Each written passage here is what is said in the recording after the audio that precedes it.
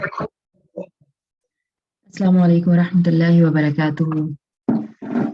الحمد للہ رب العالمین والصلاة والسلام علی اشرف الانبیاء نبینا محمد صلی اللہ علیہ وسلم وعلی آلہ وصحبہ اجمعین ومن تبعهم بإحسان إلى يوم الدین۔ اما بعد فاعوذ باللہ من الشیطان الرجیم، بسم اللہ الرحمن الرحیم۔ رب اشرح لی صدری ويسر لي أمري واحلل عقدة من لساني يفقهوا قولي ربي يسر ولا تعسر وتمم بالخير اللهم لا سهل إلا ما جعلته سهلا وأنت تجعل الحزن إذا شئت سهلا ربي زدنا علما آمین یا رب العالمین۔ اللہ تعالیٰ کا لاکھ احسان اور اس کی توفیق سے آج ہم دوبارہ بیٹھے ہیں رسول اللہ صلی اللہ علیہ وسلم کے کلام کو سمجھنے کے لیے، ان کی احادیث کو سمجھنے کے لیے اور اس پر انشاءاللہ عمل کرنے کے لیے۔ اللہ تعالیٰ ہماری نیتوں کو خالص کر لے، آمین یا رب العالمین۔ تو پچھلی کلاس میں ہم نے غسل اور جنبی کے حکم کا باب شروع کیا تھا اور کچھ حدیث ہو گئی تھی، کچھ رہتی تھی، تو میں نے کہا بس ایک دفعہ ذرا تیزی سے گزرتے ہوئے جائیں اور پھر آگے چلیں گے جہاں پہ رکے تھے۔ تو بسم اللہ الرحمن الرحیم، اس میں جو پہلی حدیث تھی اس سے ہمیں یہ پتہ چل رہا تھا، ابو سعید خدری سے روایت ہے، الماء من الماء، رسول اللہ صلی اللہ علیہ وسلم نے فرمایا کہ پانی سے ہے، ٹھیک ہے، یعنی جو منی کا پانی جب خارج ہو جائے تو اس سے پانی واجب ہو جاتا ہے، یعنی غسل، پانی سے مراد غسل واجب ہو جاتا ہے، ٹھیک ہے۔ تو ہم نے ڈیٹیل اس کی دیکھ لی تھی پچھلی دفعہ، بس ریوائز اب کر رہے ہیں کہ جو ہے انزال سے یعنی منی کے خروج سے غسل واجب ہو جاتا ہے۔ دوسری حدیث جو تھی 95،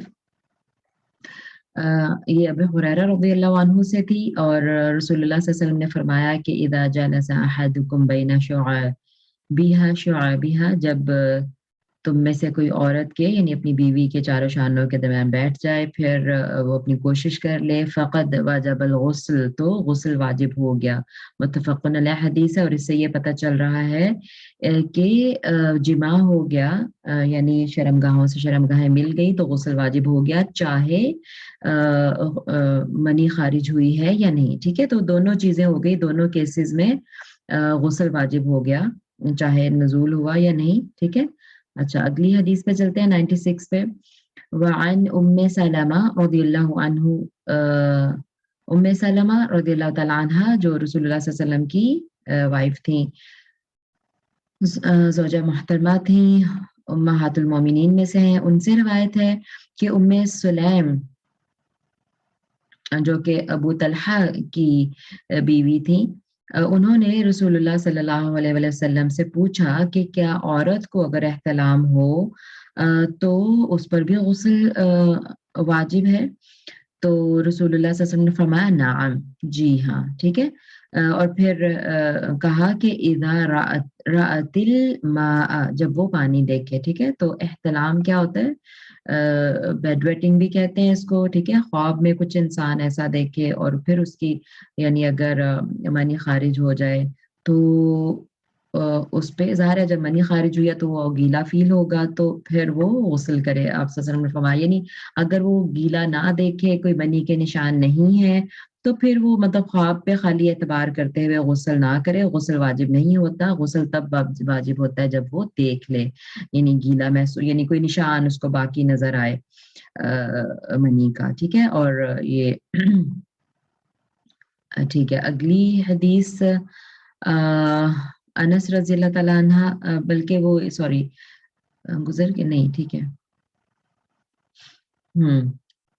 انس رضی اللہ تعالیٰ عنہ قال قال رسول اللہ صلی اللہ علیہ وسلم فی المرأة ترى فی منامها ما يرى الرجل، کہ انہوں نے رسول اللہ صلی اللہ علیہ وسلم نے فرمایا کہ عورت بھی اگر وہ کچھ دیکھے جو مرد دیکھتا ہے، فی منامها، منامی یعنی اپنی نیند میں، تو کیا ہے اس کے بارے میں، یعنی تو رسول اللہ صلی اللہ علیہ وسلم نے فرمایا قال تغتسل، وہ غسل کرے۔ متفق علیہ حدیث ہے، ٹھیک ہے، بالکل اسی کو وہ سپورٹ کر رہی ہے جو پچھلی حدیث ہم نے پڑھی تھی۔ عن عائشہ رضی اللہ تعالی عنہا، عائشہ رضی اللہ تعالی عنہا سے روایت ہے، فرماتی ہیں کانا رسول اللہ صلی اللہ علیہ وسلم، رسول اللہ صلی اللہ علیہ وسلم 4 چیزوں کی وجہ سے غسل کرتے تھے، یغتسل من اربع، 4 چیزوں کی وجہ سے غسل کرتے تھے۔ نمبر 1 جنابہ، من الجنابتی، جنابت کی وجہ سے، یوم الجمعہ، اور جمعہ کی دن، ومن الحجامہ، اور حجامہ یعنی کپنگ کروانے سے، ومن غسل المیت، اور میت کو غسل دینے کے بعد یعنی اس کی وجہ سے۔ تو پھر ہم نے یہ دیکھ لیا تھا کہ 4 چیزوں کا ذکر تو ہے، لیکن اس میں ایک چیز جو ہے وہ فرض ہے غسل، ٹھیک ہے، غسل کی بھی اقسام ہے نا، فرض ہے یا سنت ہے، مسنون ہے۔ تو فرض تو وہ ہوگا کہ نہیں کیا گیا تو گناہ گار ہوگا اور کوئی عبادت قبول نہیں ہوگی، تو وہ صرف ایک تھا اس میں، جنابت کا جو غسل ہے وہ فرض ہے۔ اور باقی جمعہ کے دن کا غسل، اس میں تھوڑا اختلاف ہے علماء میں کہ فرض ہے یا نہیں، لیکن ہم نے فائنل یہی دیکھا تھا کہ جمہور علماء کا یہی خیال ہے کہ یہ واجب نہیں ہے، مسنون ہی ہے، لیکن مستحب ہے، بہت زیادہ پسندیدہ عمل ہے، بہت زیادہ ترغیب اس کی دی گئی ہے۔ اور اسی وجہ سے کچھ علماء کو وہ فرض تک لگ رہا ہے، واجب لگ رہا ہے، لیکن بہت ساری ایسی احادیث ہیں جس میں صحابہ نے غسل نہیں کیا تھا اور جمعہ کی نماز میں وہ حاضر تھے، تو آپ صلی اللہ علیہ وسلم نے ان کو نہیں کہا کہ جاؤ اور غسل کر کے آؤ، جس سے پتہ چلا کہ یہ واجب نہیں ہے، لیکن تاکید اتنی زیادہ ہے کہ ضرور اس کا اہتمام کرنا چاہیے مرد و خواتین سب کو، اور بہت زیادہ اس کی فضیلت ہے۔ اور پھر حجامہ کرانے سے بھی ایسی روایات ملتی ہیں کہ آپ صلی اللہ علیہ وسلم نے حجامہ کرایا اور پھر غسل نہیں کیا، بلکہ وضو بھی نہیں کیا۔ ہم وضو کے نواقض وضو میں پڑھ چکے ہیں کہ وضو بھی نہیں کیا، حجامہ کرایا اور نماز پڑھ لی، ٹھیک ہے، تو پھر وضو ہی نہیں جب کیا تو پھر غسل تو اس کے بھی اگلا سٹیپ ہے نا، غسل تو زیادہ یعنی حدث اکبر میں کیا جاتا ہے، تو یہ تو اصغر بھی نہیں ہوا، حدث اصغر بھی نہیں ہوا حجامہ سے، تو پھر غسل کی نوبت مطلب واجب نہیں ہے بالکل، ٹھیک ہے، تو بس مسنون ہے۔ وَمِن غسل المیت، یعنی کر لیں تو ٹھیک ہے، نہیں کریں تو کوئی حرج نہیں۔ وَمِن غسل المیت، اور میت کو غسل دینے کے بعد بھی یہ بھی مسنون غسل ہے، ٹھیک ہو گیا۔ آگے چلتے ہیں۔ اگلی جو حدیث ہم نے پڑھی تھی ابو ہریرہ رضی اللہ تعالیٰ عنہ سے ہی ہے، وہ بھی روایت، فی قصۃ ثمامہ بن اسال، ثمامہ بن اسال کے قصے کے بارے میں وہ ہے، عندما اسلم، جب، عندما جب، جس وقت اسلم وہ انہوں نے اسلام قبول کیا، وامرہ النبی صلی اللہ علیہ وسلم ان یغتسل، اور آپ صلی اللہ علیہ وسلم نے اس کو حکم دیا، یعنی ثمامہ بن اسال کو حکم دیا، ان یغتسل کہ وہ غسل کرے، ٹھیک ہے، تو یہ متفقن علیہ حدیث ہے، لیکن اس سے بھی جو پتہ چل رہا ہے نا، یہ مسنون غسل ہے، آپ اس کو مسنون یا مستحب کہہ لیں۔ علماء میں علماء میں اختلاف ہے، اس میں بھی کچھ کہتے ہیں کہ لازم ہے، واجب ہے یہ غسل، ٹھیک ہے، لیکن کچھ کہتے ہیں کہ نہیں، واجب نہیں ہے، مستحب ہے، یعنی کر لیں تو بہت اچھی بات ہے، نہیں کریں تو گناہ گار نہیں ہوگا۔ اور اس کی دلیل میں مطلب وہ یہی کہتے ہیں کہ بہت سارے ایسے مواقع تھے کہ یعنی کوئی اسلام جس نے قبول کیا تو آپ صلی اللہ علیہ وسلم نے ان کو غسل کرنے کا حکم نہیں دیا، اور کہیں کہیں ملتا ہے کہ غسل کرنے کا حکم دیا بھی، ٹھیک ہے، تو اس کا مطلب ہے کہ کر لیں یا نہ کریں۔ اور پھر یعنی جو ڈیٹیل شیخ صاحب بتا رہے تھے اس میں انہوں نے بتایا کہ جس طرح فار ایگزامپل فتح مکہ تھی، مکہ جب فتح ہوا تو ہم دیکھتے ہیں کہ جب رسول اللہ صلی اللہ علیہ وآلہ وسلم نے عام معافی کا اعلان کیا تو بہت تقریباً سارے مکن جو تھے وہ اسلام انہوں نے قبول کر لیا، بہت کم رہ گئے جنہوں نے قبول نہیں کیا تھا، تو آپ صلی اللہ علیہ وسلم نے ان میں سے کسی کو نہیں کہا کہ جاؤ جا کے غسل کر کے آؤ سارے اور پھر نماز پڑھو آ کے، نہیں، ایسا نہیں ہوا۔ تو پھر علماء کہتے ہیں کہ شاید اس کا یہ ریزن ہے کہ جہاں پہ مطلب دیکھیں نا، اب ایک دم کوئی مطلب مسافر ہے، راستے میں ہے، یا کوئی پورا قبیلہ اسلام مطلب وہ لے آیا ہے، تو اب کیا کہیں کہ جاؤ فوراً کر کے آؤ، مطلب وہ ظاہر ہے بعد میں تو کر ہی لیں گے، کبھی بھی کر ہی لیں گے، ٹھیک ہے، تو جہاں پہ ایزی ہے، کوئی ایک بندہ ہے یا ایزیلی کوئی کر سکتا ہے، تو وہاں پہ آپ نے فوراً حکم دے دیا کہ جاؤ غسل کر آؤ۔ لیکن جہاں پورے کا پورا قبیلہ ہے یا پوری ایک بڑی آبادی ہے کہ وہ مطلب وہ فوراً ان سے غسل کروانا پاسبل نہیں ہے، تو وہ مطلب اس کو ڈیلے کیا جا سکتا ہے، ٹھیک ہے، پھر وہ مسنون ہے، یہ اس طرح سے شیخ صاحب نے ہمیں ایکسپلین کیا۔ ٹھیک ہے، آگے چلتے ہیں۔ عن ابی سعید خدری رضی اللہ عنہ سے روایت تھی ان رسول اللہ صلی اللہ علیہ وآلہ وسلم رسول اللہ صلی اللہ علیہ وسلم نے فرمایا غسل یوم الجمعہ واجب علی کل محتلم، جمعہ کا غسل ہر محتلم پر واجب ہے، اور محتلم کا مطلب جس کو احتلام ہوتا ہے۔ اب یہ نہیں مطلب کہ جس کو احتلام ہوا ہوا ہے ایٹ دیٹ ٹائم، ٹھیک ہے، وہ اس پر تو واجب ہے ہی ہے، لیکن محتلم کا یہاں مراد ہے کہ جس کو احتلام ہوتا ہے، یعنی جو بالغ ہو چکا ہے، کیونکہ جس کو احتلام ہوتا ہے وہ بالغ ہو چکا ہے۔ تو بالغ پر، بالغ شخص پر، اس میں مرد اور عورت کی تمیز نہیں ہے، ٹھیک ہے۔ کل محتلم کہا، ہر احتلام جس کو بھی ہوتا ہے، جو بھی بالغ ہو چکا ہے مرد اور عورت، اس پر جمعہ کا غسل واجب ہے۔ یہ وہ حدیث ہے جس سے علماء جو اس طرف گئے ہیں کہ واجب ہے جمعہ کا غسل، وہ اس سے دلیل لیتے ہیں، ٹھیک ہے۔ لیکن پیچھے جب میں بات کر رہی ہوں کہ اور بھی ایسی احادیث ہیں جس میں رسول اللہ صلی اللہ علیہ وسلم نے اس کو یعنی منع نہیں کیا جو بغیر غسل کے آئے۔ عن سمورہ رضی اللہ عنہ سے روایت ہے، فرماتے ہیں رسول اللہ صلی اللہ علیہ وسلم نے فرمایا من توضأ یوم الجمعہ فبها نعمت، جس نے جمعہ کے دن وضو کیا اس نے اچھا کیا اور بہتر کیا، وَمَنِ اغْتَسَلَ فَالْغُسْلُ أَفْضَلُ، اور جس نے غسل کیا تو غسل افضل ہے۔ اس سے کیا پتہ چل رہا ہے کہ ٹھیک ہے، مطلب غسل کر لے تو وہ تو بہت ہی اچھی بات ہے، لیکن جس نے جمعہ کے دن وضو کر کے جو آ گیا تو وہ بھی ٹھیک ہے، رائٹ۔ تو اس سے پتہ چل رہا ہے کہ وہ واجب نہیں ہے، ٹھیک ہے۔ لیکن چونکہ اس میں واجب کہا، اس کا مطلب ہے کہ بہت زیادہ تاکید ہے، بہت زیادہ، مطلب بلا وجہ ہمیں نہیں رکنا چاہیے، اسے کہ بہت مجبوری ہو تو ہم رک جائیں جمعہ کے دن غسل کرنے سے، ادروائز ضرور کریں سب جو ہیں۔ بلکہ بچوں کے وہاں تو آیا کہ ہر محتلم پر، ہر بالغ پر، لیکن اس کی چونکہ پسندیدگی اتنی زیادہ ہے تو چھوٹے بچوں کو بھی ہم کرائیں تاکہ ان کی بھی عادت بن جائے، بس بچوں کو شروع سے عادت ہو کہ ٹھیک ہے جمعہ ہے تو لازم غسل کرنا ہے، ٹھیک ہے، مطلب عادت سے ایک بن جائے گی نا، تو پھر انشاءاللہ وہ عمر بھر چلتی ہے۔ ٹھیک ہے، آگے چلتے ہیں۔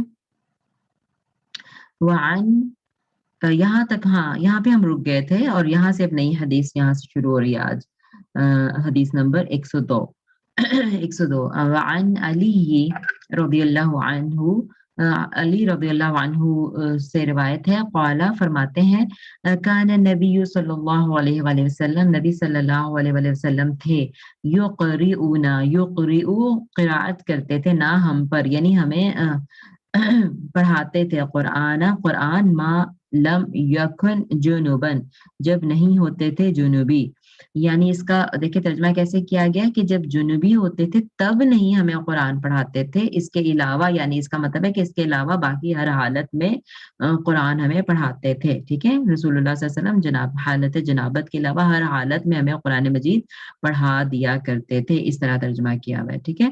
اور یہ حسن حدیث ہے، یعنی اور ابن حبان نے بلکہ اس کو صحیح قرار دیا ہے۔ تو اس سے کیا پتا چلا کہ جنابت جو ہے وہ قرآن پڑھنے کے لیے مانع ہے، نماز کے لیے تو ہے ہی ہے، نماز تو نہیں پڑھ سکتا انسان جب تک وہ جنابت کی حالت میں ہے، جب تک وہ غسل نہ کر لے تب تک، لیکن یہاں سے پتا چلے کہ قرآن پڑھنا بھی منع ہے۔ رسول اللہ صلی اللہ علیہ وسلم قرآن بھی نہیں پڑھتے تھے، چھونا تو دور کی بات، چھونا تو ہے ہی نہیں، رائٹ، لیکن تلاوت بھی نہیں کرنی، کیوں؟ کیونکہ یہ ایسی سچویشن ہے جو ہمارے اپنے اختیار میں ہے کہ مطلب ہم فوراً سے غسل کریں اور پاک ہو جائیں، اس کو اس پہ حیض پہ ہم نہیں قیاس کریں گے، ٹھیک ہے۔ جو کہتے ہیں نا کہ مینسٹریشن میں نہیں قرآن پڑھنا چاہیے، وہ اسی سے لیتے ہیں کہ چونکہ یہ بھی ناپاکی ہے، جنابت بھی ناپاکی ہے اور مینسٹریشن بھی ناپاکی ہے، تو جب اس میں نہیں پڑھتے تھے تو اس میں بھی نہیں پڑھنا، رائٹ۔ ظاہر اب حیض کی اگزامپل رسول اللہ صلی اللہ علیہ وسلم سے تو نہیں آ سکتی نا، تو مطلب اس پہ قیاس کرتے ہوئے وہ کہتے ہیں، لیکن اور جو دوسرا طبقہ ہے علماء کا جو کہتا ہے کہ نہیں مینسٹریشن میں پڑھ سکتے ہیں قرآن، ٹھیک ہے، وہ کہتے ہیں کہ یہ صحیح نہیں ہے کہ ہم حیض کو اس سے جنابت سے قیاس کریں، کیوں؟ کیونکہ جنابت تو ٹیمپرریلی ہے، اپنے اختیار میں ہے، آپ جب چاہیں نہا لیں، غسل کر لیں، پاک ہو جائیں، لیکن हैज़ तो ऐसा नहीं है, उसमें तो पूरा हफ्ता, 7 दिन, 5 दिन, 10 दिन, 15 दिन इवन लग सकते हैं। तो क्या इतने दिन कोई कुरान से दूर रहे? ये किसी सूरत मुनासिब नहीं है। और वो इख्तियारी नहीं है, ये इख्तियारी हालत है, ठीक है? तो इसलिए इससे क़यास करते हुए, नापाकियाँ बेशक दोनों हैं, लेकिन इससे क़यास करते हुए हैज़ पे हुक्म नहीं दिया जा सकता। तो उस सूरत में ये है कि कुरान पढ़ सकती है हाइज़ा, लेकिन छुए नहीं उसको, ठीक है? उसको छुए नहीं, मतलब छूना है तो अ, वो ग्लव्स पहन ले, कोई कपड़े पाक कपड़ा रख ले, उससे छू ले, ये इस पे सारे फिर उलमा का इत्तेफ़ाक है। ठीक है, हाँ, तो जनाबत की हालत में नहीं पढ़नी, चाहे एक आयत ही क्यों ना हो, ठीक है? चलें अगली हदीस पे चलते हैं 103 عن أبي سعيد الخدري رضي الله عنه قال رسول الله صلى الله عليه वसल्लम अबू सईद खुदरी रज़ी अल्लाहु अन्हु फरमाते हैं कि रसूलुल्लाह सल्लल्लाहु अलैहि वसल्लम ने फरमाया इज़ा अता अहदुकुम, जब तुम में से कोई आए अहलहु, अपने अहल के पास यानी अपनी बीवी के पास, सुम्मा अरादा, फिर वो इरादा करे अन यऊदा, कि वो लौटे यानी दोबारा, यऊदा आदा यानी मतलब दोबारा किसी काम के करने को कहते हैं आदा करना, कि वो फिर वो इरादा करे कि दोबारा वो आए। फल यतवद्दउ बैनहुमा वुदूअन, तो उसे चाहिए कि वो वुदू कर ले, बैनहुमा उन दोनों के दरमियान, वुदूअन वुदू करना। ठीक है? यानी अगर वो अपनी बीवी के पास दोबारा जाना चाहे, ठीक है? जिमा की नियत से, तो पहले जिमा और दूसरे जिमा में वुदू कर ले, गुस्ल कर ले, तो फिर वही बात है कि बहुत ही अच्छी बात है, लेकिन एट लीस्ट वुदू कर ले। रवाहु मुस्लिम, इसको मुस्लिम ने रिवायत किया है। ज़ादल हाकिम, हाकिम रहमहुल्लाह ने इन अल्फाज का इजाफा किया है, फ़इन्नहु अंशतु लिलऔदी बस बेशक वो ज़्यादा नशात का बाइस है, लिलऔदी यानी दोबारा मुबाशरत के लिए, दोबारा जिमा के लिए वो ज़्यादा निशात वाली चीज़, निशात यानी मतलब एक निशात का क्या मतलब होता है? एक हशाश-बशाश जो होता है इंसान और फ्रेश होता है और एन्जॉय करता है, वो सारी चीज़ें निशात में आ जाती हैं। तो ठीक है, मेरा ख़्याल है, और ये भी उलमा का जो फिर इसमें है ना, वो यही है कि ये वाजिब नहीं है, राइट? अ, क्योंकि कुछ दूसरी अहादीस जो हैं वो इसको साबित कर रही हैं कि वाजिब नहीं है, यानी अगर ना किया जाए बीच में वुदू या गुस्ल तो गुनाह नहीं है ये, ठीक है? क्योंकि फ़र्ज़ होने के लिए मतलब कोई वाज़ेह क्लियर ऐसी चीज़ होनी चाहिए जिससे पता चले कि हाँ, रसूलुल्लाह सल्लल्लाहु अलैहि वसल्लम ने उसको वापस करवाया काम को कि नहीं यूँ करो, या कोई उसकी वो मतलब गुनाह की बता दिया कि इस तरह से गुनाह होगा, या मतलब इस तरह की कोई क्लियर नस होनी चाहिए, ठीक है? तो बहरहाल मतलब ये हमें पता चल गया कि दोनों जमा के दरमियान वुज़ू कर लेना बहुत बेहतर है। रसूलुल्लाह सल्लल्लाहु अलैहि वसल्लम फरमाया। ठीक है, आगे है वलिल अरबाती, इसको मुस्लिम इमाम मुस्लिम ने रिवायत किया था वलिल अरबाती, और दूसरे जो 4 आइम्मा हैं यानी अबू दाऊद, तिर्मिज़ी, नसाई और इब्न माजा, अ, वो इस तरह से रिवायत करते हैं अन आयशा, वो आयशा रज़ियल्लाहु तआला अन्हा से रिवायत करते हैं। ये वाली हदीस जो थी अबू सईद खुदरी से रिवायत थी, ठीक है? आयशा रज़ियल्लाहु तआला अन्हा से रिवायत करते हैं, क़ालत, उन्होंने फरमाया, काना रसूलुल्लाह सल्लल्लाहु अलैहि वसल्लम, रसूलुल्लाह सल्लल्लाहु अलैहि वसल्लम यनामु, सोया करते थे, यनामु सोया करते थे, नींद लेते थे, वहुवा जुनुबुन, और वो जुनूबी होते थे, मिन गैरि अन यमस्सा माअन, इसके अलावा कि वो पानी को छुएँ। यानी इसका क्या मतलब हुआ कि इस हदीस से पता चल रहा है कि अगर जुनूबी हैं, जनाबत की हालत है, तो पानी को छुए बगैर से मुराद है ना वुज़ू किया ना गुस्ल किया, तो ऐसी भी सिचुएशन गुज़री है, ठीक है? वुज़ू करके रसूलुल्लाह सल्लल्लाहु अलैहि वसल्लम एटलीस्ट सोते थे, ये भी हमें पता है जनाबत की हालत में, लेकिन ये वाली हदीस जो है बता रही है कि उस तरह भी सो सकते हैं। लेकिन फिर ये वहुवा मालूल, और ये मालूल रिवायत है। मालूल का मतलब है इसमें इल्लत है, ठीक है? देखें, मालूल का मतलब है इसमें इल्लत, और इल्लत की वजह क्या है कि अबुल इसहाक जो एक रावी हैं इसमें, انہوں نے ابو الاسود سے روایت کی ہے، لیکن کہا گیا ہے کہ ابو اسحاق ابو اسود سے ملے ہی نہیں، وہ انہوں نے ان سے سنی ہی نہیں کوئی حدیث، یعنی زندگی میں کبھی وہ ملے ہی نہیں، ٹھیک ہے۔ لیکن امام بہقی نے ان کا سماع ثابت کیا، ان کی ریسرچ کے مطابق وہ ملے ہیں اور انہوں نے ان سے سنی ہے، ٹھیک ہے۔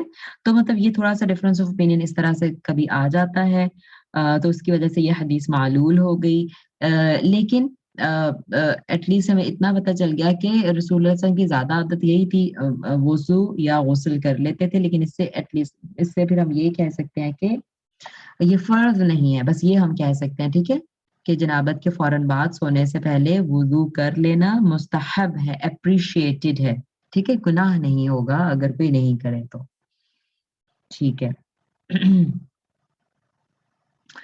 مسلم کی روایت سے ثابت ہوتا ہے کہ آپ صلی اللہ علیہ وسلم خورد و نوش اور یعنی مباشرت کے لیے اپنے باڈی کو دھو کے وضو کر لیتے تھے، یعنی اگر آپ نے کچھ کھانا پینا ہے، جنابت کی حالت ہے، ٹھیک ہے، اور کچھ کھانا پینا ہے تو پھر ایٹ لیسٹ وضو کر کے کھاتے پیتے تھے۔ اکثر علماء امت کے نزدیک یہ وضو واجب نہیں ہے، مستحب ہے، کہ اس میں نہیں کھا پی بھی ایسی بس ہاتھ دھو کے آپ کھا سکتے ہیں، یہ بھی واجب نہیں ہے، مستحب ہے، اپریشیٹڈ ہے، ٹھیک ہے۔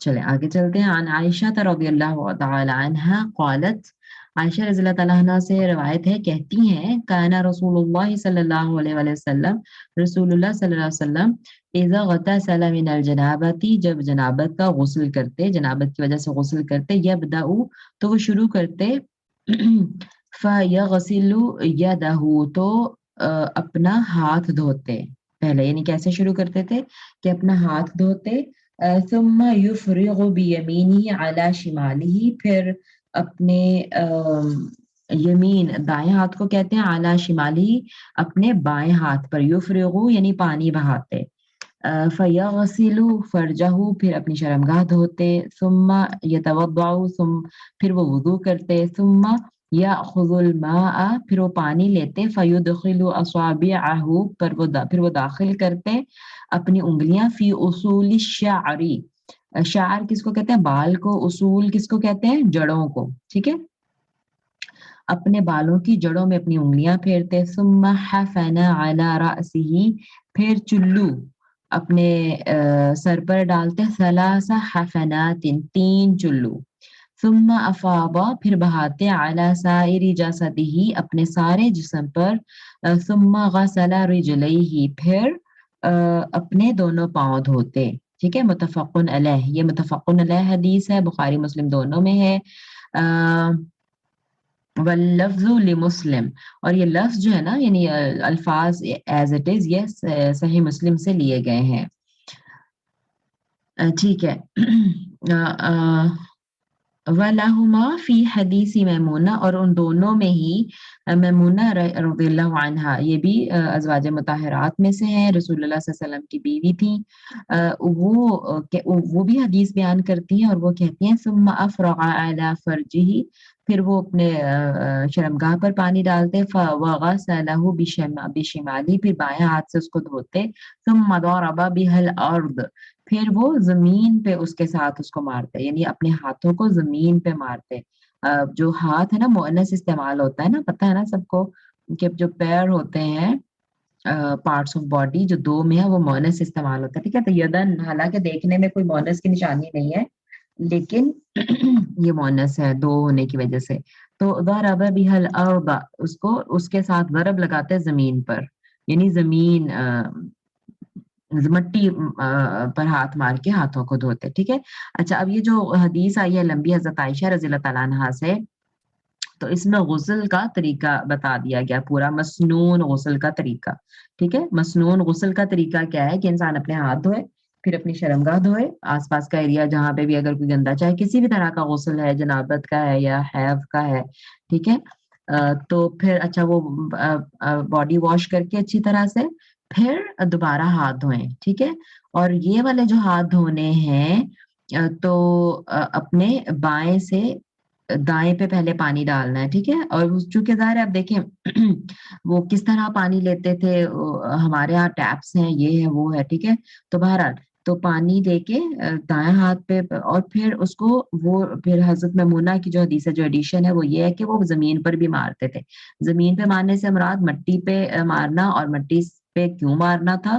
وہ صابن وغیرہ تو نہیں ہوتے تھے، تو پاکیزگی کے لیے. ٹھیک ہے، مٹی جو ہے وہ صاف پاک کر دیتی ہے. ٹھیک ہے، جرمز بھی ختم کرتی ہے مٹی. ہم نے وہ جب پڑھ رہے تھے نجاست کا باب شروع میں، تو ہم نے دیکھا تھا نا کہ کتے کی جو نجاست ہے، کتا جب منہ ڈال دے تو مٹی سے ایک دفعہ دھونا ہے، 7 دفعہ برتن دھونا ہے، اور اس میں سے ایک دفعہ مٹی سے اس کو مانجنا ہے. تو مٹی جو ہے وہ ہیلدی ہے، جراثیم کو دور کرتی ہے اور پاک کرتی ہے.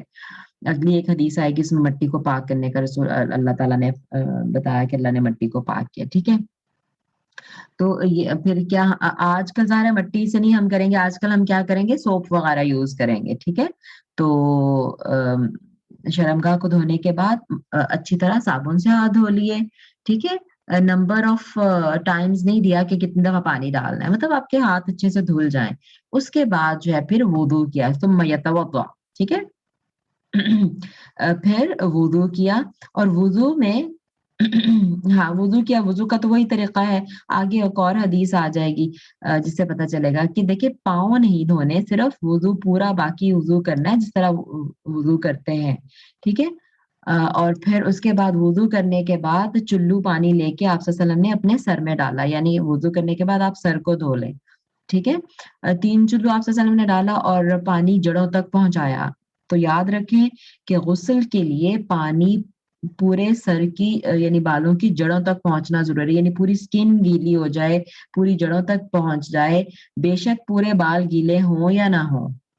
ٹھیک ہے، ویسے تو ظاہر ہے جتنا ہم لوگ پانی بہاتے ہیں وہ بال بھی گیلے ہو جاتے ہیں، لیکن بالوں کو گیلے کرنے میں جو ہے نا اس کی بجائے سر پورا گیلا ہو جائے، سکن پوری گیلی ہو جائے اور جڑیں سب گیلی ہو جائیں.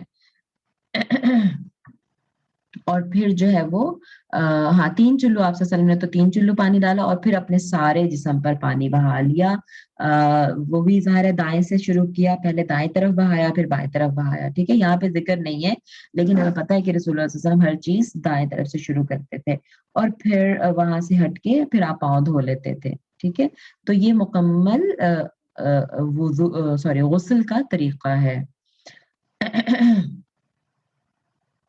وفی روایت فمسحها بالتراب. ہاں پھر مٹی سے، یعنی یہاں تو ہے نا کہ زمین پہ ان کو مارا، اور یہاں ہے کہ مٹی سے مسح کیا ان کو، ایک یہ بھی روایت ہے. اچھا، وفی آخر ہی، اور اس کے آخر میں یہ تھی بات، وہی حدیث جو تھی ثم آتیتہ، یعنی جو میمونہ رضی اللہ تعالیٰ عنہ بتا رہی تھی نا، اس کے آخر میں وہ یہ کہہ رہی ہیں، ایک روایت میں ہے کہ انہوں نے کہا کہ زمین پہ، اور ایک روایت میں ہے کہ تراب، مٹی کو کہا. اور پھر اسی حدیث کے آخر میں کہتی ہیں ثم آتیتہ بالمندیل، پھر میں رسول اللہ صلی اللہ علیہ وسلم کے پاس مندیل لے کے آئی. مندیل ویسے تو اس کو رومال کو کہتے ہیں، لیکن صاحب یہاں ٹاول وغیرہ کا آپ ترجمہ کر سکتے ہیں، رومال یا تولیہ. فردہ، تو آپ صلی اللہ علیہ وسلم نے اس کو لوٹا دیا. ہو کی ضمیر وہ مندیل کی طرف جا رہی ہے. فردہ، تو رسول اللہ صلی اللہ علیہ وسلم نے اس کو لوٹا دیا، یعنی جب آپ صلی اللہ علیہ وسلم نے غسل کر لیا تو میمونہ رضی اللہ تعالیٰ عنہا، آپ صلی اللہ علیہ وسلم کی جو زوجہ محترمہ ہے، وہ لے کے گئی ان کے پاس رومال تولیہ وغیرہ، لیکن آپ نے اس کو لوٹا دیا، واپس کر دیا، یعنی نہیں استعمال کیا. وفیہ، اور اس میں یعنی اسی روایت میں ہے وجعل ينفض الماء بيده، اور وہ اپنے ہاتھ سے پانی کو جھاڑنے لگے، یعنی مطلب تھوڑا سا جو اوپر پانی زیادہ ہوگا ٹھہرا ہوا باڈی پہ، اس کو پانی ہاتھ سے انہوں نے جھاڑ دیا. تو اب یہاں سے کیا پتہ چل رہا ہے، غسل کا تو میں نے بتا دیا طریقہ، ہمیں الحمدللہ پورا پتہ چل گیا شروع سے آخر تک. اور اس میں اینڈ پہ جو ہے کہ آپ نے ٹاول نہیں یوز کیا یا رومال نہیں لیا، تو اس میں یہ اس کا مطلب نہیں ہے کہ ٹاول نہ استعمال کرنا سنت ہے، اور اگر ہم نہیں استعمال کریں گے تو ہمیں ثواب ہوگا سنت پر عمل کرنے کا، ہے نا. علماء کہتے ہیں کہ ہو سکتا ہے وہاں پہ اس وقت مطلب گرمیاں ہوں، ہے نا. ویسے تو خیر مکی لائف میں تو خیر گرمی ہی تھی زیادہ، مدینہ میں بھی گرمی کا موسم بھی آتا تھا. بہرحال گرمی ہو اور رسول اللہ صلی اللہ علیہ وسلم کا دل ہو کہ ذرا ٹھنڈا ٹھنڈا جسم رہے، تھوڑا پانی بالکل اگر وائپ ہو جائے تو پھر وہ گرمی لگنے لگ جاتی ہے فوراً، تو وہ انہوں نے وائپ نہیں کیا، انہوں نے پانی صاف نہیں کیا، کیونکہ ٹاول وغیرہ سے تو اچھے سے پھر صاف ہو جاتی نا باڈی، تو انہوں نے نہیں استعمال کیا، اور ایسی حدیث ملتی ہے جس میں آپ نے کیا بھی ہے، تو اس کا مطلب ہے کہ یہاں پہ اگر اس وقت نہیں کیا جب میمونہ رضی اللہ عنہا بتا رہی ہے تو وہ اس کی کوئی اور ریزن ہو سکتی ہے، اور اپنی عادت ان کی ہو سکتی ہے، ان کو اس وقت اچھا لگ رہا ہوگا. اب یہ نہیں ہے کہ سردی بھی ہے تو ہم جو ہے وہ سنت سمجھ کے ثواب کی نیت سے گیلے بدن پر ہی کپڑے پہنے، ایسا نہیں ہے. اچھا ٹھیک ہے، آگے چلتے ہیں. بس اسی کی ڈیٹیل بتائی ہوئی ہے. اچھا اس میں ایک بات جو میں ذکر نہیں میں نے کی، وہ یہ ہے کہ جب اس طرح سے مسنون غسل کیا جائے، ٹھیک ہے، تو پھر اس کے بعد اسی سے نماز پڑھ لی جائے. ٹھیک، یعنی جو میمونہ رضی اللہ عنہا کی روایت ہے نا، وہ کہہ رہی ہیں کہ ہاں پھر پاؤں دھوئے اور اسی غسل میں کیے گئے وضو سے نبی صلی اللہ علیہ وسلم نے صبح کی 2 سنتیں اور نماز فجر کے فرض ادا فرمائے، یعنی دوبارہ اثر نو وضو نہیں کیا. ٹھیک ہے، تو جی ایسا مسنون غسل، میں بول رہی ہوں لفظ مسنون غسل. مسنون غسل کیا ہے؟ جس میں ہاتھ دھو کے، شرمگاہ دھو کے، دوبارہ ہاتھ پانی سے اور صابن سے دھو کے وضو کیا ہے، ناک کلی کی، ناک میں پانی ڈالا، چہرہ دھویا، بازو دھوئے کوہنیوں تک، سر کا مسح کیا، بس یہاں تک. ٹھیک ہے، اتنا کر کے اور پھر باقی پورے جسم پہ پانی بہایا، سر پہ بہایا، جسم پہ بہایا، اور پھر اینڈ پہ پاؤں بھی، مطلب پاؤں تو خیر ویسے بھی دھل ہی گئے، لیکن تھوڑا سائڈ پہ ہو کے دوبارہ ایک دفعہ ان پہ فائنل ٹچ کے لیے وہ آپ پانی رسول اللہ صلی اللہ علیہ وسلم دوبارہ بہاتے تھے. تو یہ ایسا غسل اگر کیا ہے تو اس کے بعد وضو کرنے کی ضرورت نہیں ہے، نماز وغیرہ، نماز قرآن اسی سے پڑھا جا سکتا ہے. ٹھیک ہے، لیکن کوئی ویسا غسل کیا ہے جس میں وضو نہیں کیا، پورا مسنون وضو کی طرح، ٹھیک ہے، یعنی خالی دیکھیں غسل کے فرائض کیا ہیں؟ کلی کرنا اور ناک میں پانی ڈانا، یہ تو غسل کے فرائض ہیں. اور تیسرا فرض ہے پورے جسم پر پانی بہانا. یہ 3 فرض ہیں غسل کے. ٹھیک ہے، کلی کرنا، ناک میں پانی ڈالنا اور پورے جسم پہ پانی بہانا، یہ فرائض ہیں. ان میں سے کچھ کم ہو گیا تو ہمارا غسل ہی نہیں ہوا. ٹھیک ہے، لیکن جیسے میں نے بتایا کہ پورا وضو کرنا، پہلے کے کان ناک میں پانی ڈالا کلی کی، پھر چہرے پہ بھی ڈالا اور پھر مسا بھی کیا، یعنی پورا کر لینا، یہ مسنون غسل ہے. تو مسنون غسل کے بعد دوبارہ وضو کی ضرورت نہیں، کیونکہ اس میں وضو ہو گیا. اور پھر کوشش کریں، خیال رکھیں کہ وہ وضو ٹوٹا نہیں، مطلب ہے نا، وضو کیا پھر غسل کر لیا، اور غسل ہو سکتا ہے ابھی ٹوائلٹ میں ہے تو ایک دفعہ واش روم چلے گئے، یعنی پیشاب وغیرہ کیا تو پھر وہ ٹوٹ گیا وضو، یا براہ راست اگر شرمگاہ کو چھو لیا ہے ڈائریکٹ تو بھی وہ کسی بھی وجہ سے تو وہ بھی وضو ٹوٹ گیا ہے، پھر دوبارہ کرنا ہوگا. ٹھیک ہے، آئی ہوپ کلیئر ہو گیا ہوگا. 105 حدیث ہے ان ام سلمہ رضی اللہ تعالی عنہ، ام سلمہ رضی اللہ عنہ فرماتی ہیں، قالت فرماتی ہیں، قلت میں نے کہا، یا رسول اللہ صلی اللہ علیہ وآلہ وسلم، انی امرأۃ اشد شعر رأسی، بے شک میں ایسی عورت ہوں کہ جو شعر رأسی اپنے سر کے بال، اشد بہت شدید کرتی ہوں، یعنی اپنے سر کے بالوں کو بہت زور سے، بہت شدت سے باندھ لیتی ہوں. افانقضہ لغسل الجنابہ، تو کیا میں اس کو کھولوں جنابت کے غسل کے لیے؟ وفی روایت، اور ایک روایت میں یہ الفاظ ہیں، وللحیضۃ، اور حیض کے غسل کے لیے، یعنی یہ غسل چاہے جنابت کا ہو یا حیض کا ہو، دونوں الگ الگ الفاظ ملتے ہیں. تو کیا میں اب بہت مضبوطی سے چٹیاں کرتی ہوں، بال باندھ لیتی ہوں، تو کیا میں ان کو کھولوں؟ تو فقال رسول اللہ صلی اللہ علیہ وسلم فرمایا، لا نہیں، انما یکفیکی، بے شک کافی ہے تجھے، ان تحفی، کہ تو بہا دے علی رأسی کی، اپنے سر پر، ثلاثہ حثیات، 3 چلو. حفنات کا بھی ورڈ آیا ہے اس کے لیے، چلو کے لیے، اور اس کے لیے حسیات کا بھی، حسیاتن حسیاتن جمع اس کی. تو کیا ہمیں پتہ چلا کہ وہی جو میں بات کری تھی نا کہ بال مطلب چٹیاں کی ہوئی ہے زور سے تو وہ کھولنا ضروری نہیں ہے. ٹھیک ہے، بالوں کا جب تک وہ 3 دفعہ مطلب سر پہ پانی بہا لے تیرے لیے کافی ہے، ٹھیک ہے؟ مطلب اندر سے جتنے گیلے چٹیا کے بال ہو جائیں، لیکن سر پہ اسکن اچھی طرح گیلی ہوئی ہو اور جڑیں بالوں کی، سارے بالوں کی جڑیں اچھی طرح گیلی ہو جائیں تو یہ کافی ہے.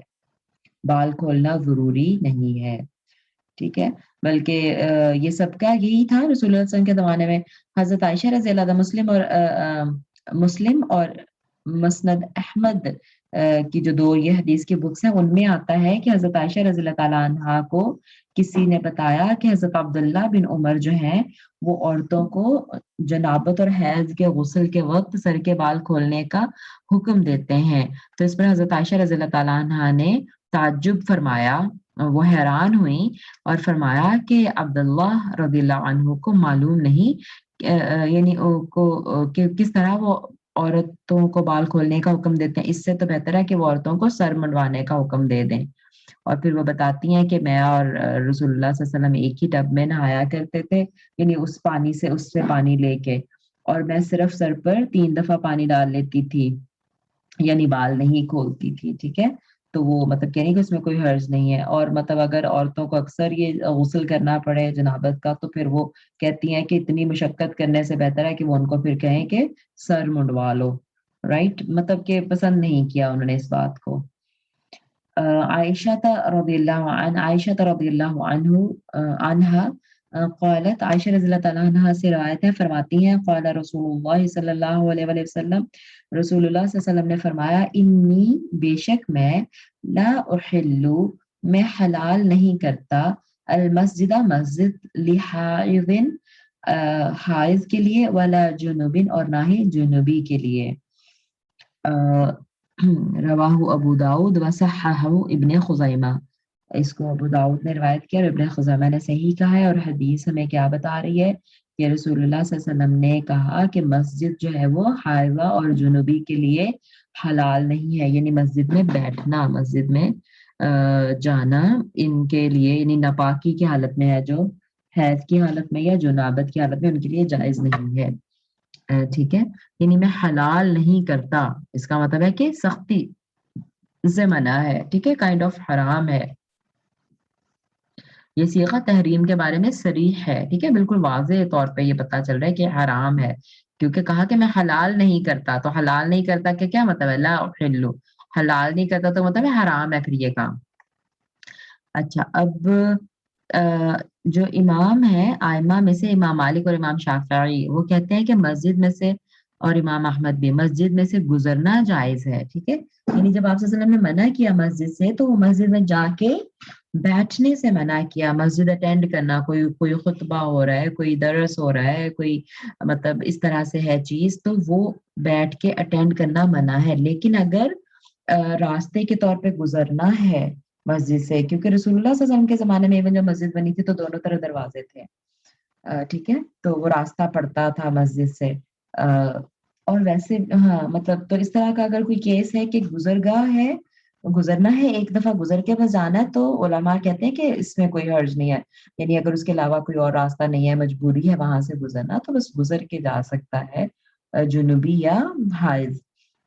اور یہ نہیں ہے کہ لازم اس کو گناہ گار، لیکن یہ ہے کہ وہاں جا کے بیٹھے نا مسجد کے اندر، اور جب گزر بھی رہا ہے نا تو ہی شوڈ میک شیور کہ کوئی گندگی نہیں لگے مسجد کو، ہے نا؟ مطلب کچھ ایسا ہو کہ اس کے گزرنے سے وہ کچھ لیکوڈ، کچھ ایسی فزیکل گندگی، نجاست گر گئی ہے اس پہ مسجد میں، ایسا نہ ہو. مجبوراً گزرا جا سکتا ہے جب کوئی اور راستہ نہ ہو، ٹھیک ہے؟ یا جیسے خدا نخواستہ ٹوائلٹس، ظاہر ہے مسجد میں اگر ٹوائلٹس بھی ہیں آج کل، تو وہ ٹوائلٹس دوسری سائڈ پہ مسجد میں سے ہی گزر کے ٹوائلٹ تک پہنچنا ہے. جیسے ابھی یہاں ایون جو ہماری فنار کی مسجد تھی یہاں قطر میں، تو اس میں بھی جو لیڈیز والی سائڈ تھی تو اوپر 2nd فلور پہ مطلب پہلے مسجد کا وہ ڈور آتا ہے اور پورا گزر کے مسجد سے پھر اس طرف ٹوائلٹ ہے. تو اگر خدا نخواستہ مطلب اب وہ کوئی ہے عورت، دیکھیں مسجد میں جو جوتوں والی سائڈ ہے نا وہاں پہ بیٹھنا جائز ہے، کیونکہ وہ نماز پڑھنے کی جگہ نہیں ہے. مسجد سے مراد ہے نماز پڑھنے کی جگہ، مسجد سے مراد نماز پڑھنے کی جگہ. جیسے تراویح ہے اور اس کا اگر دل چاہ رہا ہے کہ وہ قرات سنے، تراویح کی ریسیٹیشن سنے، تو وہ اس جگہ پہ بیٹھ سکتی ہے جہاں نماز نہیں پڑھی جا رہی، ہے نا؟ سمجھ آ گئی ہوگی بات. اچھا، تو اب فرض کریں کہ وہ عورت گئی ہوئی ہے، اور وہ وہاں بیٹھی ہوئی ہے جوتوں والی سائڈ پہ، تلاوت سننے گئی ہے، یا جمعہ کا دن ہے خطبہ سننے چلی گئی ہے، ٹھیک ہے، یا مطلب ایسا ہے کہ وہ کوئی مسجد ہے، اور جیسے راستے میں مسجدیں بنی ہوتی ہیں، باہر ہیں لوگ، وہ گزر رہے ہیں تو مرد اندر نماز پڑھنے کے لیے چلے گیا، وہ اس سچویشن میں وہ ادھر ہی بیٹھی ہے باہر ہی، تو اس کو ٹوائلٹ جانے کی ضرورت پڑ گئی ہے، تو وہ گزر کے جا سکتی ہے، ٹھیک ہے، کوئی مجبوری ہے تو گزر کے جا سکتی ہے، لیکن بیٹھے نہیں وہاں اندر مسجد والے ایریا میں۔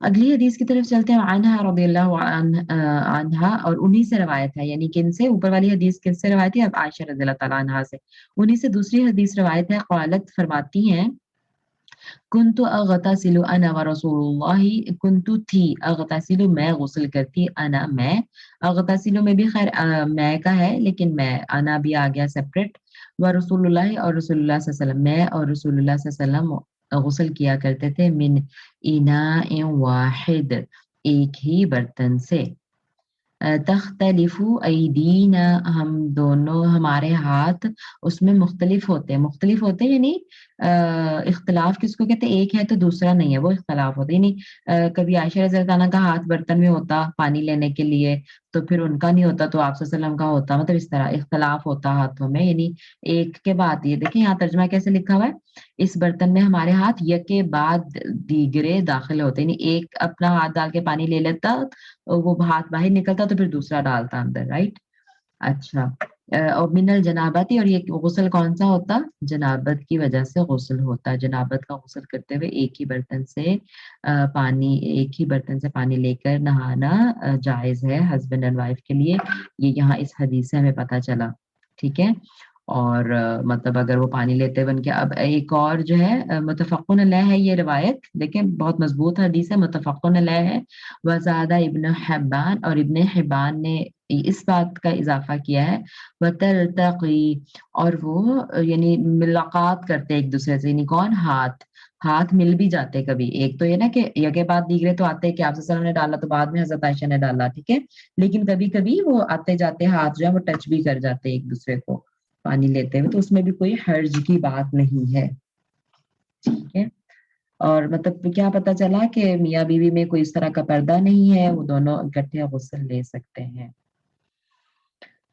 عن ابی ہریرہ رضی اللہ تعالی عنہ قال قال رسول اللہ صلی اللہ علیہ وسلم ان تحت كل شعرة جنابہ، ابو ہریرہ رضی اللہ تعالیٰ عنہ فرماتے ہیں کہ رسول اللہ صلی اللہ علیہ وسلم نے فرمایا، بے شک تحت كل شعرة، ہر بال کے نیچے، جنابتن، جنابت ہے، فغسلوا الشعر، بس دھو لو بالوں کو، وانقوا البشر، انقو نقع، نقع ینقی صاف کرنے کو کہتے ہیں نا، وہ جو دعا ہے، کما ینقى الثوب الابیض، جیسے کہ سفید کپڑا صاف ہوتا ہے میل سے، ہے نا، وہ اللہم باعد بین و بین خطایا، وہاں پہ یہ لفظ آیا، میں نے جب پہلے پڑھا انقو، میں نے کہا اچھا یہ کون سا لفظ ہے، پھر میں نے خود ہی اس کو فگر آؤٹ کیا کہ اچھا صاف ہے اس کا مطلب، تو جیسے یونق الثوب الابیض، سفید کپڑے کو جیسے صاف کیا جاتا ہے، وہ وہاں پہ استعمال ہوا دعا سے، وہاں مجھے یاد آیا پھر۔ اچھا تو یہاں پہ کیا رسول اللہ صلی اللہ علیہ وسلم فرما رہے ہیں کہ ہر بال کے نیچے جنابت ہے، بس بالوں کو دھو لو، وانقوا البشر، اور بشر کس کو کہتے ہیں؟ سکن کو، تو سکن کو بھی اچھی طرح صاف کر لو، ٹھیک ہے، یعنی بالوں کو بھی اچھی طرح دھو لو اور جسم کو بھی اچھی طرح مل کر صاف کر لو، انقوا البشر، صاف کر لو سکن کو بھی۔ ویسے تو یہ ضعیف روایت ہے، ابو داؤد اور ترمذی دونوں نے اسے روایت کیا ہے، اور ساتھ ہی سے ضعیف بھی کہا ہے، بتا دیا ہے کہ یہ ضعیف ہے، اور وہ اس میں جو ہے نا ایک راوی وہ مجہول ہیں، مجہول کا مطلب ان کے بارے میں، یعنی روایت کرتے ہوئے سلسلے میں تو وہ آ رہے ہیں لیکن پتہ نہیں ہے کہ کون ہے، تو ظاہر ہے جب پتہ نہیں ہے کون ہے تو وہ ٹرسٹ وردی بھی نہیں ہے، اور پھر وہ حدیث جو وہ ضعیف ہو گئی اس کی وجہ سے، لیکن جو کہ اس میں جو بات ہے وہ ٹھیک بات ہے، اور اس کی تائید اسی بات کی جو سپورٹ ہے وہ دوسری حدیث، لمبی حدیث کر رہی ہیں، تو پھر یہ والی حدیث لے لی گئی، اور اس میں کوئی حرج نہیں ہے لینے میں، کیونکہ باقی حدیث سپورٹ کر رہی ہیں۔ تو جنابت کا اثر، یعنی جب انسان جنابت کی حالت میں ہوتا ہے تو جنابت का जो प्रोसेस है वो उसका असर पूरे जिस्म पर होता है, एक-एक बाल।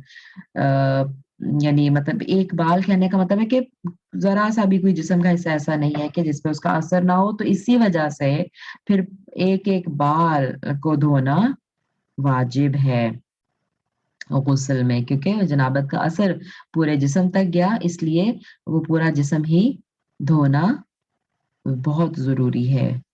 7:50 हुए हैं और हमारा बाब कंप्लीट हो गया, आगे तयम्मुम का बाब शुरू हो रहा है। तो अगर किसी को कुछ पूछना है या मतलब क्या गुस्ल का, क्योंकि बहुत ही इम्पोर्टेंट टॉपिक है गुस्ल का, वुज़ू का, तयम्मुम का। अ, हमारी सारी इबादतें इसी पे बेस करती हैं। तो अगर किसी को कुछ पूछना है, तो मैं अभी टाइम देती हूँ। आप पूछ लीजिए और फिर इंशाल्लाह, क्योंकि अगर कुछ कन्फ्यूजन है या कुछ पूछना बताना है, मेरे मेरे बताने में कोई कमी रह गई, कोई कुछ ऐड करना चाह रहा तो मोस्ट वेलकम। फिर मैं अगर देखते हैं टाइम हुआ तो फिर मैं तयम्मुम के बाब की तरफ चलते हैं। जी, कोई कहना कुछ चाह रहा है तो प्लीज़ हाथ उठा लें, फिर मैं आपको अनम्यूट कर दूँगी। कोई भी कन्फ्यूजन है उसको ज़रूर दूर कर लें। कुछ ऐड करना है तो ज़रूर ऐड कर दें। जी, हुमा। अस्सलाम वालेकुम वरहमतुल्लाहि वबरकातुहू। वालेकुम अस्सलाम वरहमतुल्लाहि वबरकातुहू। जी, मिस रिफ़ात आपने शुरू में बताया था कि जो मतलब मर्द जब बलूग़त को पहुँच जाएँ, तो उनके लिए ज़रूरी है कि जुमे के दिन वो गुस्ल करें। हुँ, तो मैं ये पूछना चाह रही थी कि औरतों के लिए भी यही हुक्म है बिल्कुल। कि वो जी, जी। जुमे के दिन ज़रूर गुस्ल बिल्कुल, करें यानी? बिल्कुल। देखिए उसमें मुहतलिम का लफ्ज़ था। जी, जी, वजब अला कुल्ली मुहतलम। तो जी। हर एहतलाम जिसको होता है, जिसको भी जी, एहतलाम होता है, तो मैंने कहा था कि मर्द औरत दोनों के लिए सेम हुक्म है। सही, सही। हुँ, ठीक, हुँ। ठीक। और फिर हाँ, मैं बल्कि सही मैंने से कहा सुन कि रही थी।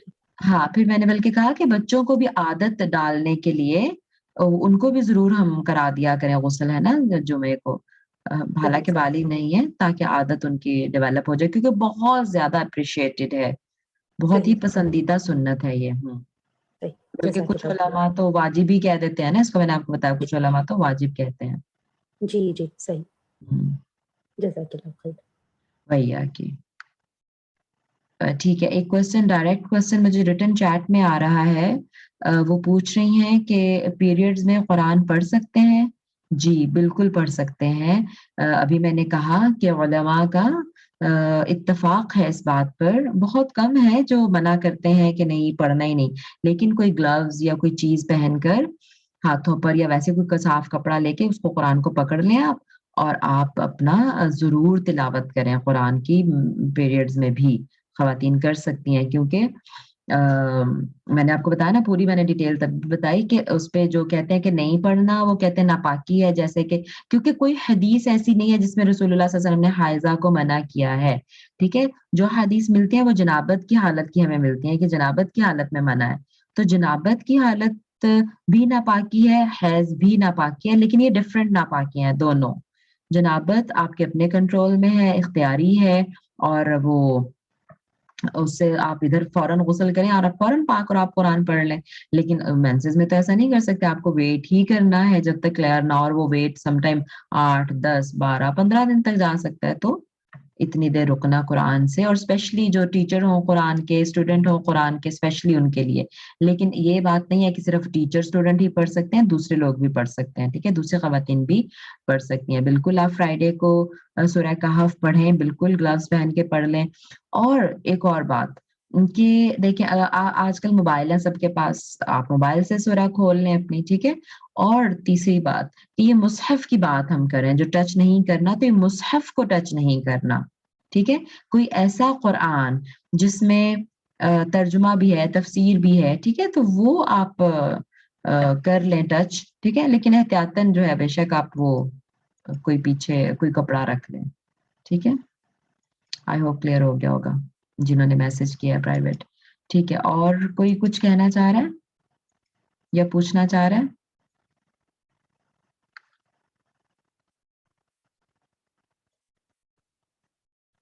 वही। चलें ठीक है, फिर मेरा ख़्याल है कि क्लियर है अल्हम्दुलिल्लाह सबको। वुज़ू का गुस्ल का तरीका भी इंशाअल्लाह सबको क्लियर हो गया होगा। मसनून गुस्ल किया करें, कोशिश करें सब हम जब भी करें। 5 मिनट रहते हैं। क्या कहते हैं, शुरू कर लें या अगली क्लास में शुरू करें तयम्मुम का बाब? जो चाह रहे हैं अभी शुरू कर लें वो हाथ उठाएँ ज़रा।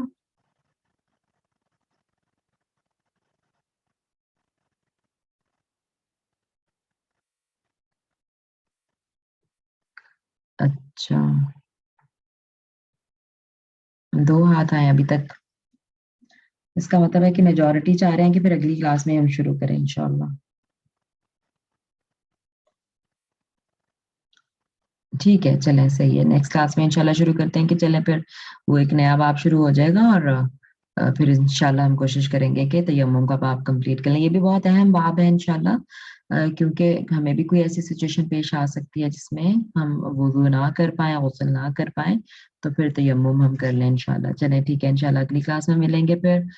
अल्लाह ताला हम सबको अपने हिफ्ज़ व अमान में रखे और हमारे अमाल जो छोटे-मोटे हैं कबूल करे, अपनी रज़ा के लिए ख़ालिस रखे और अल्लाह ताला हम में से जो भी जिनके भी वालिदैन, असातिज़ा वफ़ात पा चुके हैं, अल्लाह ताला उनको जन्नतुल फ़िरदौस में जगह अता फ़रमाए।